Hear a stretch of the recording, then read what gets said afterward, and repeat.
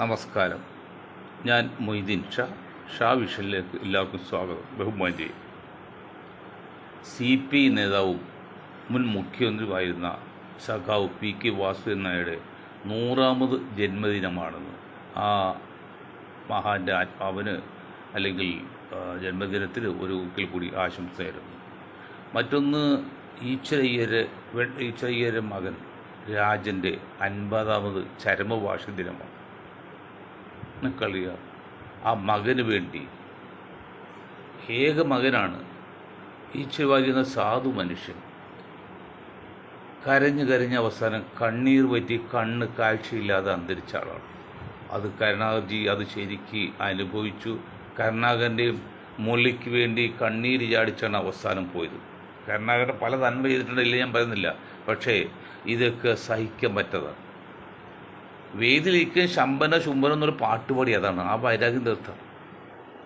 അന്ന് പോപ്പുലർ ഓട്ടോമൊബൈൽസിൻ്റെ മുതലാളി Fiat കാറാണെന്ന്, luxuries car എന്നുള്ളത്. അംബാസും ഫിയറ്റാണ് ലക്ഷറി, അല്ലെങ്കിൽ ആഡംബര കാർ, അല്ലെങ്കിൽ ഭംഗിയുള്ളതൊക്കെയുള്ളൂ. ഒന്ന് ഫിയറ്റ് എന്ന് സ്വന്തമായിട്ടുണ്ടെങ്കിൽ അത് വലിയ മഹത്വം തന്നെയാണ്. അതിനുശേഷമുള്ള മാരുതി 800 വന്ന് ചിത്ര സിനിമയിൽ അഭിനയിച്ചപ്പോൾ മോഹൻലാൽ രണ്ടാമത് കൊടുത്ത പ്രതിഫലം എന്താ അറിയോ? ഒരു മാരുതി 800.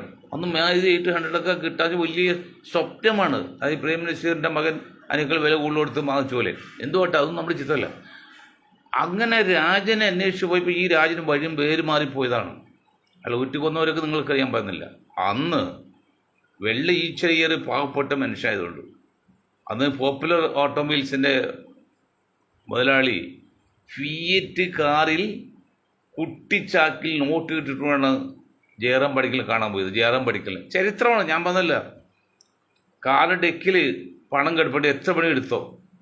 അന്ന് പോപ്പുലർ ഓട്ടോമൊബൈൽസ് അറിയോ അവരവസ്ഥ? എറണാകുളത്തെ കടയുണ്ടല്ലോ, 12 ഷട്ടറുണ്ട്. 7 മണിയാകുമ്പോൾ 12 ഷട്ടറിൽ ഓരോ ഒഴിവാക്കി 11 ഷട്ടർ പൂട്ടും, അല്ലെങ്കിൽ അവിടെ അടയ്ക്കാൻ പറ്റില്ല. പിന്നെ അപ്പം കയറി മാർക്കില്ല, രണ്ടാം ആളെടുക്കില്ല. അത്ര ഡിമാൻഡ് സമയം. നമുക്കൊരു ഫോറിൻ സാധനം വേണമെങ്കിൽ ഉടനെ അവരെ അറിയിച്ചാൽ അവർ രാവിലത്തെ ഫ്ലൈറ്റ് ബോംബെക്ക് വിളിച്ച് അടുത്ത ഫ്ലൈറ്റിൽ വരും, വൈകിട്ട് പോയി സാധനം കിട്ടും. അങ്ങനെ ഡിമാൻഡിലാണ്. നിങ്ങൾക്ക് ആവശ്യമുള്ള പണം കൊടുത്ത് എൻ്റെ മകനെ തിരിച്ചിട്ട് മതി. അങ്ങനെ തിരിച്ചു കൊടുത്ത് ആ മകൻ രക്ഷപ്പെട്ടു. ആലോചിച്ച് നോക്കണം, അവിടെയും പണമാണ്. പാവൻ രാജൻ മരിച്ചു. ആ രാജൻ്റെ ആത്മാവിനും രാജൻ്റെ കണ്ണീരി അടിച്ച് മരിച്ച ആ ഈശ്വരയ്യർക്ക് ആത്മാവിനും ആ ഈശ്വര ഭാര്യയായ രാജൻ്റെ അമ്മയ്ക്കും എൻ്റെ കണ്ണീർ പൂക്കൾ. ബഹുമാന്യ കേരളത്തിലെ രാഷ്ട്രീയത്തെക്കുറിച്ച് ചിലപ്പോൾ പറയുന്നതിനെപ്പറ്റി ഞാൻ ഇന്നത്തെ യുദ്ധത്തെക്കുറിച്ച് പറയും. ഇതൊരു മനഃശാസ്ത്ര കൂട്ടായ്മയാണെന്ന് പറഞ്ഞില്ലേ? ഞങ്ങളൊരു മനഃശാസ്ത്ര വിദ്യാർത്ഥിയാണ്. തെറ്റല്ലടും, മനഃശാസ്ത്രജ്ഞനല്ല, മനഃശാസ്ത്ര വിദ്യാർത്ഥിയാണ് ഞങ്ങളുടെ ഗ്രൂപ്പുകൾ, ഞാനുൾപ്പെടെ. ഇന്നും നിങ്ങൾ വിശ്വസിക്കില്ല, അമേരിക്കയിൽ ഇരട്ട ഗോപുരം തകർത്ത് അമേരിക്കയുടെ സപ്പോർട്ടാണ്, ഇസ്രായേലിൻ്റെ സപ്പോർട്ട് പറഞ്ഞാൽ വിശ്വസിക്കുമോ? ഇത് ജയശങ്കർ ഒരിക്കലും സമ്മതിക്കില്ല. വലിയ ബുദ്ധിമാനാണ്. പക്ഷെ ഇതിൻ്റെ കാരണം നമുക്ക് ചില നിമിത്തങ്ങളുണ്ട്. 4000 പേര് അവിടെ ജോലി ചെയ്യുന്നുണ്ട്, യഹൂദന്മാർ. 4000 യഹൂദന്മാർ അന്ന് ലീവ് എടുത്ത്. ഒരാളെടുക്കാം, 2 ആളെടുക്കാം, 10 ആളെടുക്കാം, 100 ആളെടുക്കാം. ഈ 4000 പേര് അന്ന് ലീവ് എടുത്തിട്ടുണ്ടെങ്കിൽ എന്തെങ്കിലും കാരണം ഉണ്ടാവില്ലേ? അവർക്ക് മുന്നറിയിപ്പുണ്ടായത് തന്നെയല്ല. സദ്ദാം ഇട്ടിരിക്കുന്ന ട്രോയറിൻ്റെ ബ്രാൻഡ് പോലും അറിയാം, കളർ പോലും അറിയാൻ കണ്ടുപിടിക്കാൻ അമേരിക്ക സംവിധാനമുണ്ട്. അത് ഇന്നുമുണ്ട് അമേരിക്കക്ക്, CIA-ക്ക്. എന്നിട്ട് ദിവസങ്ങളും മാസങ്ങളെടുത്ത് ഒരു വിമാനമൊക്കെ പറത്തി ഇങ്ങനെ ചെയ്യണമെങ്കിൽ നിസ്സാര സമയം പോരാ, നിസ്സാര ബാക്ക്ഗ്രൗണ്ട് പോരാ. എന്നിട്ട് അമേരിക്ക അറിഞ്ഞില്ല എന്ന് പറഞ്ഞാൽ തന്നെയുമല്ല.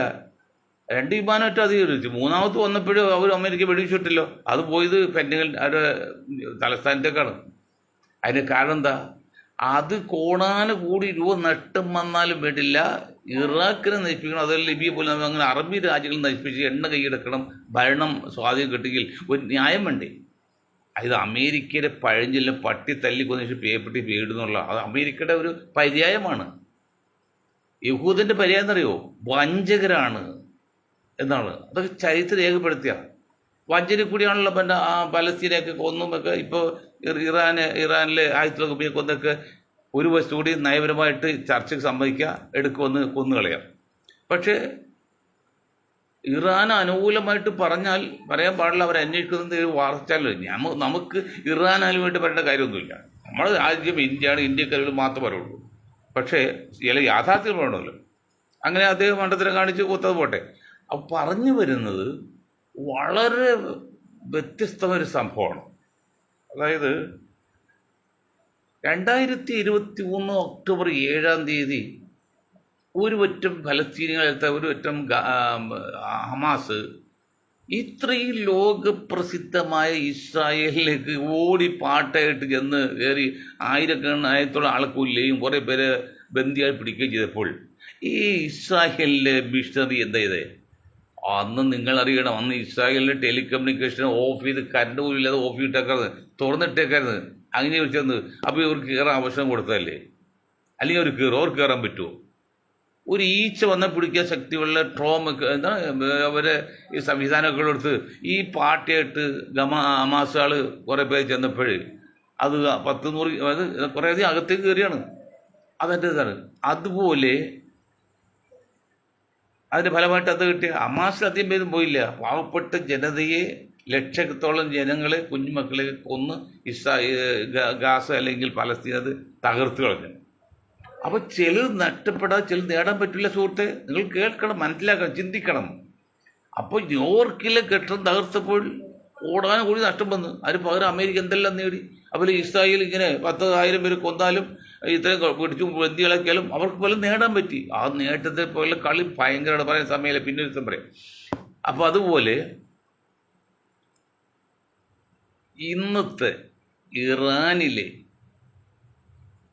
വിദേശകാര്യമന്ത്രിയും രാജ്യരക്ഷാ വകുപ്പ് മന്ത്രിയൊക്കെ പട്ടാള മന്ത്രിയൊക്കെ പറഞ്ഞ കാര്യമുണ്ട്. പഴയ പോലെ പട്ടാളമല്ല, പട്ടാളം സ്വതന്ത്രമായിട്ട് പ്രവർത്തിക്കാൻ അവസരമുണ്ട്, അവിടെ സ്വതന്ത്രമായിട്ട് ചെയ്യുന്നത്. എന്താ പറയാൻ കാരണം? അമേരിക്കയ്ക്ക് എതിരെ ആയതുകൊണ്ട് അമേരിക്കയുടെ ബേസ് ആക്രമിച്ചാൽ നമുക്കത് ന്യായീകരണം പറയാം. അമേരിക്കയുടെ ബേസ് ആക്രമിക്കാതെ ഗൾഫ് രാജ്യങ്ങളും മറ്റ് സ്ഥലത്ത് ബോംബിട്ടെങ്കിൽ അത് 100% തെറ്റാണ്. അതിനർത്ഥം നിങ്ങൾ മനസ്സിലാക്കണം, അവിടെയാണ് പട്ടിയെ തല്ലിക്കൊന്നിച്ച് പേപ്പിട്ടിയെന്ന് പേടുമ്പോൾ അമേരിക്കൻ പറഞ്ഞത്. ഇന്നത്തെ ഖൊമേനിയുടെ മരണത്തിന് ശേഷം ഇന്ന് ഇറാൻ പട്ടാളത്തെ നയിക്കുന്നത് അമേരിക്കേൻ്റെ ചാരന്മാരാണോ എന്ന് ചെറിയൊരു സംശയമില്ലാക്കിയില്ല. അതിൻ്റെ പേരിൽ എൻ്റെ അകത്തോടെ എത്തും കാര്യമില്ല. കാരണം ആ മന്ത്രിയുടെ പ്രസ്താവന ഇപ്പോൾ അവർ സ്വതന്ത്രമായിട്ട് ചെയ്യുന്ന അർത്ഥം എന്നറിയോ? ഈ കൂട്ടത്തിൽ ഗൾഫിലേക്ക് അമേരിക്കയുടെ ബേസ് അല്ലാത്ത ഓപ്പണായ സ്ഥലത്ത് വിട്ട് കുറേ ആൾ കൊല്ലോ, കുറേ വിമാനത്താവളം ആക്രമണം ചെയ്യുകയാണെങ്കിൽ ആ ഗൾഫ് മുഴുവൻ ഇറാനെതിരെയാവും. അവസാനം ഈ ഗൾഫ് സപ്പോർട്ട് ചെയ്യും അമേരിക്ക. അങ്ങനെ അമേരിക്ക സപ്പോർട്ട് ചെയ്യും, അവരുടെ ബേസിൽ നിന്ന് തന്നെ ഇറാൻ തകർക്കും. അപ്പോൾ 2 കാര്യമാണ്. അതിന് മുൻപായിട്ട് ഗൾഫിൽ മുഴുവൻ ബോംബിട്ട് ഗൾഫ് നശിപ്പിച്ചു കളയും. ഞാൻ മിനിയാന്ന് പറഞ്ഞു 10-12 കാര്യങ്ങളിൽ ദുബായ് നമ്പർ 1 ആണ്. അതൊന്നും ബ്രിട്ടനോ അമേരിക്കയ്ക്കൊന്നും എത്താൻ പറ്റിയിട്ടില്ല, റഷ്യക്ക് ചൈനയ്ക്ക് പറ്റിയില്ല. അതുപോലെ സൗദി അറേബ്യ വളരെ പോയിട്ടാണ്. ഇപ്പം സൗദി അറേബ്യയിൽ പോയിട്ടുണ്ട്, ബുർജ് ഖലീഫ അതും കത്തിച്ചു പറഞ്ഞു.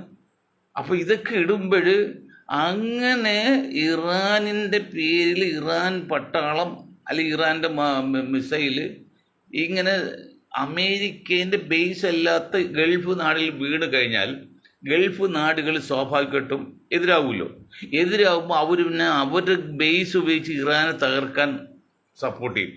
അപ്പോൾ അമേരിക്ക എളുപ്പമായി. അപ്പോൾ ഇറാനെയും തകർക്കാം, ഗൾഫിനും തകർക്കാം. ഒരു വെടിക്ക് 2 പക്ഷി എന്ന് പറഞ്ഞെങ്കിൽ ഒരു വെടിക്ക് പല പക്ഷികളാണ് അമേരിക്കയുടെ ഇസ്രായേലിലും ചാരപ്രവർത്തനം കൊണ്ടും അവരുടെ ബുദ്ധിയും. ഇപ്പോൾ സദ്ദാം ഹുസൈൻ ഒരു സ്കഡ് ഇസ്രായേലിലേക്ക് ഒരു സ്കഡ് ഇട്ടപ്പോഴേ ഇവിടെ കുട്ടിഘോഷ്. നിങ്ങൾ മനസ്സിലാക്കണം, ഇറാഖിലെ സദ്ദാം ഹുസൈൻ കണ്ട സ്കഡ് അല്പം ഫേമസ് തന്നെ. അത് ലോറി കൊണ്ടെടുക്കുക, സ്ഥിരമല്ല, എവിടെ ചെന്ന് പറയുക. ആ സ്കഡിനെ തകർക്കുന്ന അന്നത്തെ പാട്രിയോട്ട്, ഇത് 10-25-30 വർഷം മുമ്പാണല്ലോ. പക്ഷെ എന്തെല്ലാം മാറി. പാട്രിയോട്ട് മിസൈൽ ഇറാൻ പൈസയ്ക്ക് ചോദിച്ചു അമേരിക്ക കൊടുത്തില്ല. അവസാനം സദ്ദാമിൻ്റെ ഒരു സ്കഡ് ഇസ്രായേലിൽ ഏതോ ഞാറ്റടി വെച്ചാൽ ഈ കൃഷി സ്ഥലമുണ്ട്, കൃഷി സ്ഥലത്ത് വീണ് 10 മണി ഞാറ് കരിഞ്ഞു പോയപ്പോഴല്ലോ ആ പേരിൽ അമേരിക്ക പേട്രിയോട്ട് മിസൈൽ എതിർക്കാൻ വേണ്ടി സ്കഡ് മിസൈൽ എതിർക്കാൻ വേണ്ടി പേട്രിയോട്ട് മിസൈൽ കൊണ്ട് ഇറക്ട് ചെയ്തോട് ഫ്രീ ആയിട്ട്. നമ്മൾ കാറ് വാങ്ങിച്ചപ്പോൾ കാറിൽ ഓടിക്കാൻ ഡ്രൈവരും പെട്രോളും കാശ് വരും പോലെ ഇറക്ട് ചെയ്ത് അവിടെ ആരോട് നേടിയത്? ഞങ്ങൾ അന്നും ഇന്നും പറയുന്നത് നാം ഒരാൾ എതിർക്കുമ്പോൾ നാം ഇത് നേടി നോക്കണം. നമുക്ക് നേട്ടമില്ലെങ്കിൽ എതിർത്തിന് എന്ത് കാര്യം? നാം ഒരു സ്ഥലത്ത് എത്തപ്പെടാനല്ല നോക്കണം, എത്തിക്കഴിഞ്ഞ് തിരിച്ചിങ്ങനെ വരാൻ ആലോചിക്കണം. അതാണ് ബുദ്ധിമുട്ട് ചിന്തിക്കുന്നത്. ഇതൊന്നും സാധാരണക്കാർക്കില്ല. അങ്ങനെ സദ്ദാമൻ സ്കഡ് പോയി ഇവിടെ ആഘോഷിച്ചു, സദ്ദാം വലിയ ആഘോഷം, സദ്ദാം മണ്ടത്തിനെ കാണിച്ച്, ഗദ്ദാഫി മണ്ടത്തിനെ കാണിച്ച്, ലിബിയയും പോയി, ഇറാഖും പോയി. ഇപ്പം ഇറാൻ തന്നെ കുറച്ചുകൂടിയൊക്കെ നയത്തിൽ നിന്ന് പോണ്ടിരുന്നില്ലേ? എന്തെല്ലാം നാശനഷ്ടങ്ങളുണ്ടായത്, എത്ര പേരുടെ പേര് കൊന്നിട്ടുണ്ട്. ഷാ പഹലവി ചെയ്ത് കുറേ സ്വാധീനം ഏകാധിപത്യം ഒക്കെയാണ് സമ്മതിച്ചു അമേരിക്ക പൂട്ടി, അതൊക്കെ ശരിയാണൊക്കെ എന്ന് വിചാരിച്ച് ഈ താടി വെച്ച പിന്നെ ഈ മൊല്ലമാർ അങ്ങനെ തന്നെ പറയണം. മൊല്ലമാർ ചെയ്ത് മുഴുവൻ ശരിയെന്ന് പറയാൻ പറ്റില്ല, അവർക്ക് വീഴ്ച പറ്റിയിട്ടുണ്ട്. അതല്ലെങ്കിൽ ഇങ്ങനെ ഒരു സന്ദർഭം വരുമ്പോഴാണ് സാധ്യത വെച്ചാൽ അദ്ദേഹം ആത്മരക്ഷാത്വം മാറി നിൽക്കണ്ടില്ലേ? ആ റഷ്യ വിളിച്ചുവാണ് ഇങ്ങോട്ട് പോരെ അപകടം ഉണ്ടാവുന്നത്. എന്നിട്ട് രക്തസാക്ഷിയായിട്ട് ഇന്നലെ 86 വയസ്സയാൾ രക്തസാക്ഷിയായിട്ട് അതോടെ വലിയ ഒരു ഇതായി. അല്ലെങ്കിൽ എനിക്ക് ഉറപ്പാണല്ലോ. അത് അവിടെയും അദ്ദേഹം കാണിച്ചത് ധീരതെന്ന് എല്ലാം പറയുന്നത്. ഞങ്ങളും ധീരെന്ന് പറയില്ല, ധീരെന്ന് പറയുന്നില്ലയോ നയത്തിൽ നിൽക്കുന്ന ധീരൻ. നയം ഉണ്ടായിരുന്ന അദ്ദേഹം തൽക്കാലം ഈ ആപത്തിൽ മാറി നിൽക്കേണ്ടിയിരുന്നു, അത് ചെയ്തില്ലല്ലോ. അത് തന്നെയല്ല, അദ്ദേഹം മാത്രമല്ല മരിച്ചത്, അവിടെയാണ് പറ്റത്.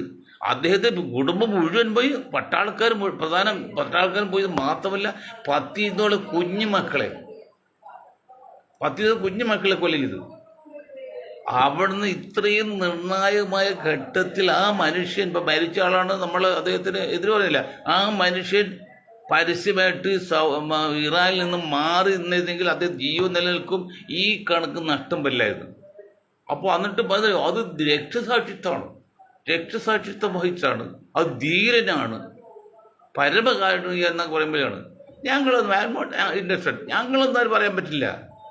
തന്ത്രം ഉപയോഗിക്കാത്ത ഒന്നും നേതാവല്ല, പരമകാരുണ്യനുമല്ല. പ്രവാചകനെയാണെങ്കിൽ വിശ്വസിക്കും, പ്രവാചകൻ തന്ത്രത്തിൻ്റെ ആളായിരുന്നു, ഹിക്മത്ത്, കുതന്ത്രമല്ല തന്ത്രം. അപ്പോൾ ഇറാനിലെ ഗവൺമെൻറ് കാണിക്കണേ അന്നൊക്കെ ഒന്നോന്ന് പറഞ്ഞ് നടക്കല്ല. അവിടെ ബുദ്ധിപൂർവ്വം, തന്ത്രപൂർവ്വം, യുക്തിപൂർവ്വം, മനഃശാസ്ത്രമായിട്ടും മാറി നിൽക്കണത്. മാറി നിന്നിരുന്നെങ്കിൽ ഇത്രയും നാശം വരുമോ? 100-200 കുട്ടികൾ, അത് പെൺകുട്ടികൾ. അമേരിക്ക പെണ്ണുങ്ങളെ പ്രത്യേകിച്ച് പെൺകുട്ടികളെ രക്ഷിക്കാൻ വേണ്ടിയാണ് ഇറാഖിനെ കൈയേറിയെന്ന് പറഞ്ഞത്. അതൊക്കെ തട്ടിപ്പ് മനസ്സിലായല്ലോ. അപ്പോൾ അതുകൊണ്ട് അത് മുഴുവൻ ബുദ്ധിയാണെന്ന് ഞാൻ പറയുന്നില്ല. പക്ഷേ ഇവിടെ പറഞ്ഞു വരുന്നത് ഇതിൻ്റെ പേര് സംഭവിക്കാൻ സാധ്യതയുള്ളത് ഇറാൻ എന്ന് പറഞ്ഞ രാജ്യത്തെ നശിപ്പിക്കും, അതിലൊരു സംശയമില്ല. നശിപ്പിച്ചോട്ടെ, ഇതാണ് അവർ കണക്കാക്കിയപ്പോൾ അവർ ഇറങ്ങുന്നു. അപ്പോൾ അതിനും അവർ ആ പട്ടാളത്തിന് കൂടെ നിയന്ത്രിക്കുന്ന, പിന്നെ ഇത് കൊടുക്കുന്നവർ ഒരുപക്ഷെ ഇറാൻ്റെ അമേരിക്കയുടെ അല്ലെങ്കിൽ ഇസ്രായേലിലെ അമേരിക്കയുടെ ചാരന്മാർ വരെ ഉണ്ടാവും. അവർ പണി അതാണല്ലോ. കുളം കലക്കി മീൻ പിടിക്കാന്ന് പറയും പോലെ, കുളം കലക്കി പരുന്ന് കൊടുക്കാന്ന് പറയും പോലെ, അങ്ങനെ കലക്കലാണ്. അവരെല്ലാം ചാരന്മാരുണ്ട്. ഇന്ത്യയിൽ എത്രയോ ചാരന്മാർ പോലെ ഉണ്ടാവും. ലോകവ്യാപകമായിട്ട് അമേരിക്കയിൽ ചാരന്മാരുണ്ട്, മറ്റേ ഇസ്രായേലിനുണ്ട്, മൊസാദിനുണ്ട്. നമുക്കും ചാരന്മാരൊക്കെ നമ്മുടെ പ്രവർത്തനത്തിനൊക്കെ രഹസ്യാന്വേഷണം കണക്കുണ്ട്, അതൊക്കെ ഞാൻ കുറ്റം പറ്റില്ല. അപ്പം അങ്ങനെ വരുമ്പോൾ ഈ കൈ കൊട്ടി, ഇപ്പോൾ ഇസ്രായേലിന് അവിടെ മിസൈലിട്ട് ഇസ്രായേലിൻ്റെ ഘട്ടം തകർത്തു എന്നൊക്കെ പറഞ്ഞാൽ അവരെ സംബന്ധിച്ച് അതും വലിയ കാര്യമല്ല. കാരണം എന്താ പറയുക, ആൾക്കാരെല്ലാം മാറ്റി, പിന്നെ കുറച്ച് ഒരു കെട്ടാണ് അങ്ങോട്ട് വോട്ട് നിൽക്കും. പകരം അവർക്ക് എന്താ ചെയ്യുന്നത്? ഇസ്രായേലിനെ, ഇറാനെ തകർക്കാം, ഗൾഫ് രാജ്യം തകർക്കാം. ബുർജ് ഖലീഫയൊക്കെ തകർക്കാന്ന് പറഞ്ഞാൽ ലോകത്ത് നമ്പർ 1 അല്ലേ ഇത്? കുവൈറ്റ് എയർപോർട്ട് ലോകത്ത് നമ്പർ 1 അല്ലേ? സൗദി അറേബ്യ വികസന ലോകത്ത് നമ്പർ 1 അല്ലേ? അതുപോലെ വൃത്തിയുള്ള കാര്യത്തിൽ, കെട്ടിടങ്ങളുടെ കാര്യത്തിൽ, എല്ലാം 10-12 കാര്യത്തിൽ Dubai number 1, Saudi number 1, Kuwait, Muscat, അതെല്ലാം ഇപ്പോഴത്തെ തകർത്ത് കളയും. അതുകൊണ്ട് കൊട്ടിഘോഷിക്കുന്നവരും മറ്റും ഒന്നും മനസ്സിലാക്കണം, ഇതൊന്നും ഒരു ശാശ്വതമായ വിജയമല്ല. ശാശ്വതമായ വിജയം എന്നുകൊണ്ട് തന്ത്രത്തിൽ ഉപയോഗിക്കാനുള്ളത്. അതായത് നമ്മൾ സ്വയം നാറാതെയും മറ്റൊരു നാറ്റിക്കാതെയും വിജയിക്കണം. ഇപ്പോൾ ഒരു ഓഫീസിൽ കയറി കൈക്കൂലി കൊടുത്ത് കാര്യം സാധിച്ചാൽ അത് കഴിവല്ല, അതാർക്കും ചെയ്യാം. പക്ഷെ കൈക്കൂലി കൊടുക്കുക കാര്യം സാധിച്ചാൽ അത് കഴിവ് തന്നെയാണ്. അതുപോലെയുണ്ട് നിങ്ങൾ ഇതൊക്കെ ഗവൺമെൻറ്റിൻ്റെ ജീവൻ നടത്തിക്കൊണ്ടും മറ്റ് ആൾക്കാർ നശിപ്പിക്കാതെ തന്ത്രപരമായിട്ട് യുക്തിപരമായിട്ട് ബുദ്ധിപരമായിട്ട് മനഃശാസ്ത്രപരമായിട്ട് പ്രവർത്തിച്ചതെങ്കിൽ ഇത്രയൊന്നും കോലാഹലം ഉണ്ടാക്കില്ല. ഇതൊരു അന്ധമായ ആരാധനയാണ്. ഇതൊക്കെ ചെയ്യേണ്ട പരിശുദ്ധ റമളാൻ മാസമാണ്. ഈ ഒരു രക്തസാക്ഷിയായി സ്വർഗത്തിൽ പോകാൻ വേണ്ടിയാണ് പോയെങ്കിൽ അങ്ങനെ ഒന്നും ഇല്ലെങ്കിൽ ഉണ്ട്, നമ്മുടെ വിശ്വാസം ഉണ്ട് തന്നെയാണ്. പക്ഷെ അത് പൊന്നുരുതിയിലെ മുസ്ലിയാർ പ്രസംഗിച്ച് പരലോക ജീവിതം ഇല്ല എന്ന് വിചാരിച്ച് നിങ്ങൾ ഇങ്ങനെ നമസ്കരിക്കാതൊക്കെ ചെയ്താൽ നിങ്ങൾ അവിടെ ചെല്ലുമ്പോൾ ഉണ്ടെങ്കിലോ അതുകൊണ്ട് ഉണ്ടെന്ന് വിചാരിച്ച് നമ്മൾ ചെയ്യണം എന്ന് പറഞ്ഞ പോലെ അങ്ങനെ മെമ്പറിൽ കയറി പ്രസംഗം കഴിവുള്ള എത്ര ആളുകളോ ഇന്ത്യയിൽ അല്ലെങ്കിൽ കേരളത്തിൽ ദലിക്കൊല്ലില്ല പറഞ്ഞാൽ. അപ്പം അദ്ദേഹം കുറച്ചുകൂടി എക്സ്ട്രാ ഓർഡിനറി ആയതുകൊണ്ട് അങ്ങനെ പറഞ്ഞ. അതുപോലെ അങ്ങനെ ഒന്നും ഇല്ലെങ്കിലോ ഈ കുട്ടികൾക്കൊന്നൊക്കെ അതുപോലെ അഫ്ഗാനിസ്ഥാനിൽ 14-15 വയസ്സ് കുട്ടികൾക്ക് തവക്ക് കൊടുത്തിട്ട് രക്തസാക്ഷിയാക്കാണ്. അവസാനം യുദ്ധജന ആണെങ്കില്ലാതെ 14 വയസ്സ് കുട്ടികൾക്ക് ഇന്ത്യയിൽ നിന്ന് ക്ഷണിച്ചു പോയിരുന്നുണ്ട്. അതുപോലെ സിറിയയിൽ ഇപ്പോൾ ഗസയിലൊക്കെ ഇതൊന്നും അല്ലടോ ഒരു ശാശ്വത സത്യമെന്ന്. ഈ കുഞ്ഞു മക്കൾക്ക് തോക്കും കൊടുത്ത് ഷഹീദായി നിങ്ങൾ സ്വർഗത്തിൽ പോകാൻ വേണ്ടിയില്ല. അങ്ങനെ തിരക്കൊന്നും പിടിക്കേണ്ട, അവിടെ അത്ര തിരക്കൊന്നുമില്ല. അങ്ങനെ ചെന്ന് ഷഹീദായി ആ സ്വർഗത്തിൽ പോകാനായിട്ട് ഇത്രയും ബുദ്ധി കാണിക്കാത്ത, ഇത്രയും നയം കാണിക്കാത്ത ഒരു വിഭാഗമുണ്ട് ഈ ലോകത്ത്. മുസ്ലിങ്ങൾ ഞാൻ പറയും, ഞാനെപ്പോഴും പറഞ്ഞത് മാറ്റി നിർത്തല്ല. അത് ഇസ്രായേൽ കാണിക്കുന്നത് അവർ വഞ്ചനയാണ്, അവരുടെ സ്വഭാവം വഞ്ചനയാണ്. പക്ഷെ വിജയല്ലേ? ഫലസ്തീൻകാരുടെ പേരിൽ പറഞ്ഞ് എന്തെല്ലാം നയിപ്പിച്ചു കളഞ്ഞു. അമേരിക്ക എന്തെല്ലാം രാജ്യത്ത് കയറി ആക്രമിച്ചു. ഈ ട്രംപ് വന്നിട്ട് എത്ര രാജ്യം നശിപ്പിച്ചു, യുദ്ധം ചെയ്തു. ഇതിനേക്കാൾ ഉപരിയായിട്ട് ഇന്ന് കിട്ടിയ ലേറ്റസ്റ്റ് വാർത്ത, വെനിസ്വലെ ലോകത്ത് ഏറ്റവും കൂടുതൽ എണ്ണ ഉൽപ്പാദിക്കുന്ന രാജ്യമാണ് വെനിസ്വല. ആ വെനിസ്വലെ അമേരിക്ക കൈയടിക്കല്ലോ. പൂ പറിക്കുന്നതിൽ അമേരിക്ക അവരെ കട്ടുകൊണ്ട് അമേരിക്ക കൊണ്ടാക്കി കൈയറി. അവർക്ക് അത്രേ ഉള്ളൂ.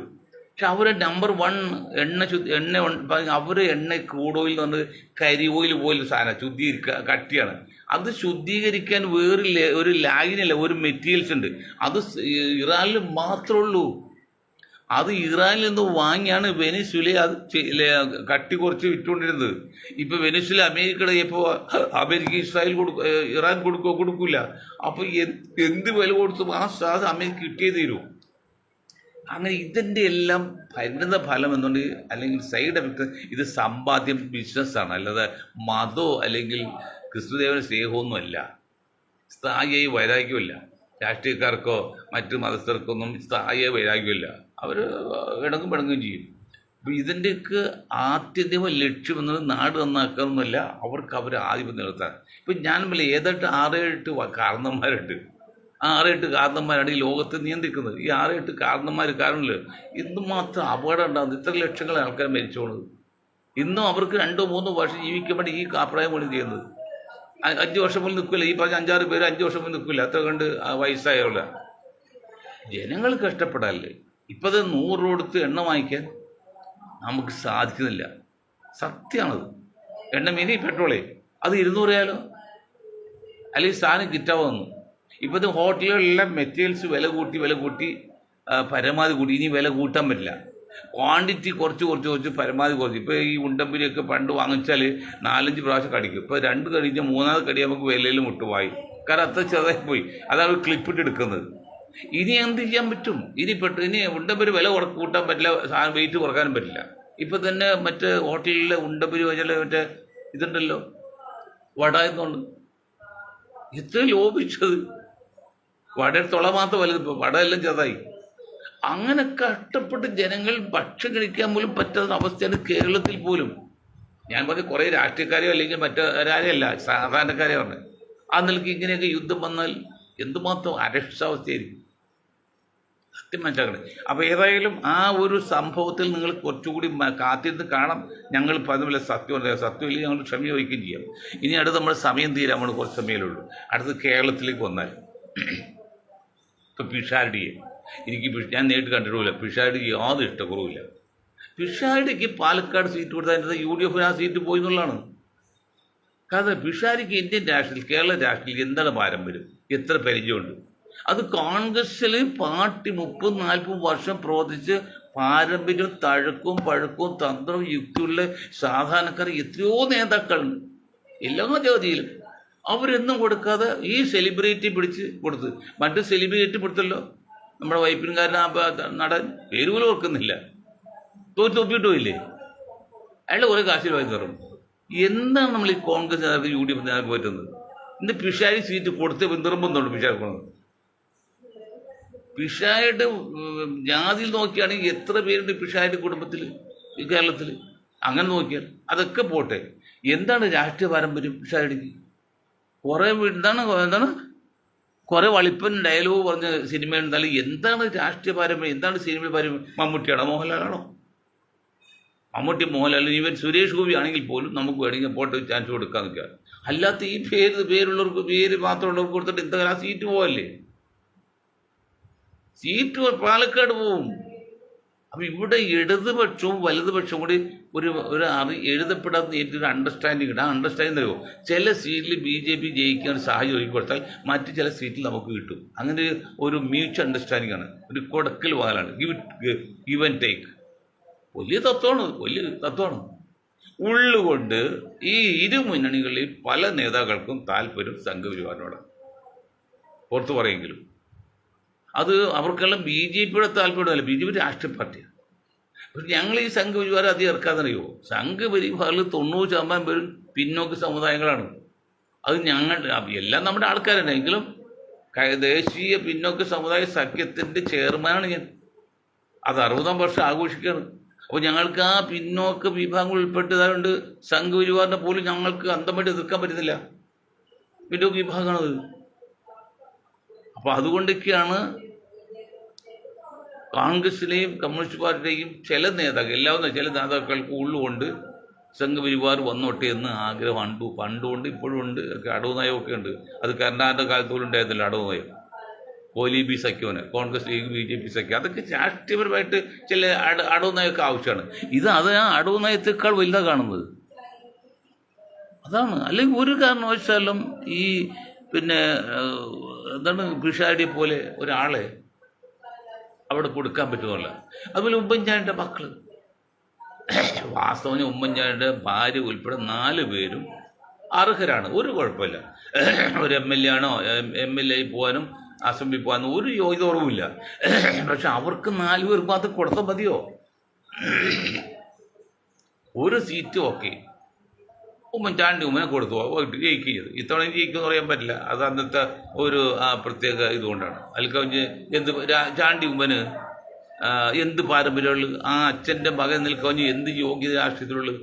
എത്ര പരിചയമുണ്ട്?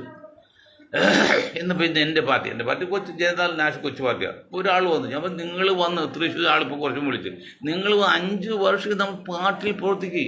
അപ്പോൾ 5 വർഷം കഴിയുമ്പോൾ നിങ്ങൾക്കൊരു MLA അല്ലെങ്കിൽ ഒരു പഞ്ചായത്ത് മെമ്പർക്കാരൻ പറയാൻ പറ്റും. അല്ല ഇന്ന് വന്നിട്ട് നാളെ സീറ്റ് ചോദിച്ചാൽ ഇപ്പം എന്താണ് പ്രേമേന്ദ്രന് പറ്റിയതാണ്?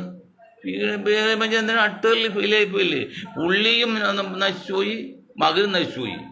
മറിച്ച് ആ മകനെ ഒരു 5 വർഷക്കാലം പാർട്ടിയിൽ നിർത്തി പ്രാഥമികമായിട്ട് വന്നു എന്നെങ്കിൽ തന്നത്തെ ആൾക്കാർ പറയില്ലേ, നീ ഫിറ്റന്നിന് വേണമെന്ന്. ഇത് കെട്ടിയെറിക്കി. അപ്പോൾ എന്താണ്, സാധാരണക്കാരൻ്റെ വോട്ട് കിട്ടി കുറേ അങ്ങോട്ട് പണവും പ്രതാപമാവും. പിന്നെ ധിക്കാരും അഹങ്കാരം മാത്രമല്ല, പിന്നെ ഒരു വക നിഗളിപ്പ് സാധാരണക്കാരൻ കാണുമ്പോൾ വിട്ടായിരിക്കും. പലരും പറഞ്ഞു, ബോംബെ റിപ്പോർട്ട് വെച്ച് ഇന്നാൾ ഒരാൾ പറഞ്ഞു, എന്തെങ്കിലും കണ്ടപ്പോൾ ഇയാൾ സംസാരിക്കുമ്പോൾ ഇടപെട്ടില്ല, അവിടെ വലിയ ഗൗരവത്തിൽ മാറിയിരുന്ന പറഞ്ഞത്. ശരിയായിട്ട് നീക്കറിയില്ല, പറഞ്ഞു കേൾക്കുന്നതാണ് എല്ലാം കൂടി. ഏതായാലും പ്രേമചന്ദ്രന് അല്പം പേരും പേരും വെക്കേണ്ടതാണ്. പക്ഷെ അത് കളഞ്ഞു പൊളിച്ച് ഇനി ഇന്നാൾ ജയിക്കാനും പോണില്ല.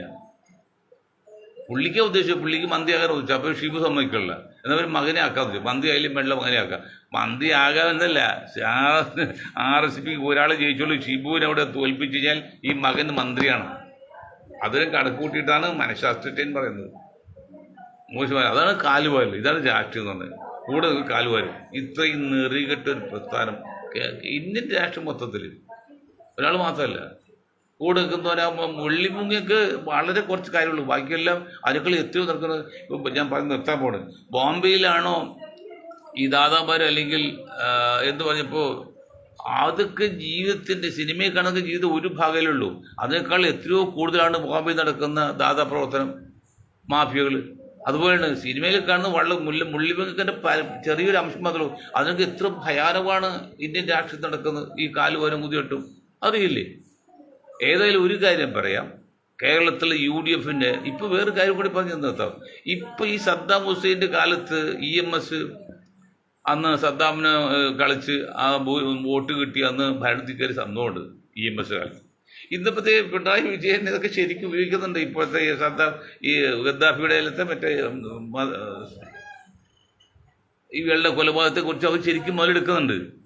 വികാരജീവികളാണല്ലോ ചില ഗ്രൂപ്പുകൾ. അപ്പോൾ അവർക്ക് കാണുമ്പോൾ സന്തോഷിക്കും, വോട്ടും മാറി പാസ്സാണ്ട് അങ്ങനെയൊക്കെ UDFന് സാധ്യതയിൽ ചില പോരായി കൂടി ഉണ്ട്. പക്ഷെ അതൊന്നും അറിയാതെ ഇപ്പോഴും ദിവാസം ഇന്നിപ്പോൾ ഒരു ചാനലുണ്ട് 110 സീറ്റും UDF ആണ്. അപ്പോൾ 18 സീറ്റുള്ളൂ. ബാക്കി 18 പോയിട്ട് 110 120 പോയിട്ട് ബാക്കിയത് 14 12 22 സീറ്റ് BJPക്ക് ആയിരിക്കും. അതിന് പറഞ്ഞത് ഓരോരുത്തർ കണക്കൂടലാണ്. അത്ര ഈസി അല്ല സതീശൻ സാർ. ഞാൻ പറയാം, അത്ര ഈസി ഒന്നും അല്ല UDFന് വരണമെന്ന് ഉറപ്പ് പറയാൻ പറ്റില്ല. ഇന്ത്യയിൽ തന്നെ വളരെ ചെറിയ ഭൂരിപക്ഷം ജയിക്കുള്ളൂ.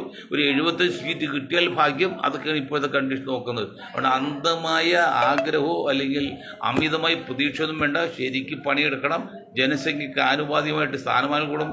ഈ പിന്നെ രമേശ് പോലുള്ള ഡെലിഗേറ്റ്സ് അല്ലെങ്കിൽ ഇത് അവർക്ക് കൊടുക്കണമെന്നല്ല, അവർക്ക് ഒരു കോർപ്പറേഷൻ അതുപോലെ കാര്യങ്ങൾ കൊടുക്കുക. MLA കൊടുക്കണമെങ്കിൽ മത്സരിക്കണമെങ്കിൽ പുറത്ത് വരാണെങ്കിൽ അത്ര കണ്ട് ഫേമസ് ആളായിരിക്കും. ഇപ്പം മോഹൻലാൽ മമ്മൂട്ടി, ഓക്കെ, അതുകൊണ്ട് ഒക്കെ മനസ്സിലാക്കാം. അതൊന്നും അല്ലാതെ കൊടുത്താൽ സീറ്റുകൾ എത്രയേ ഉള്ളൂ. ഇത്രയും കാര്യം പറഞ്ഞുകൊണ്ട്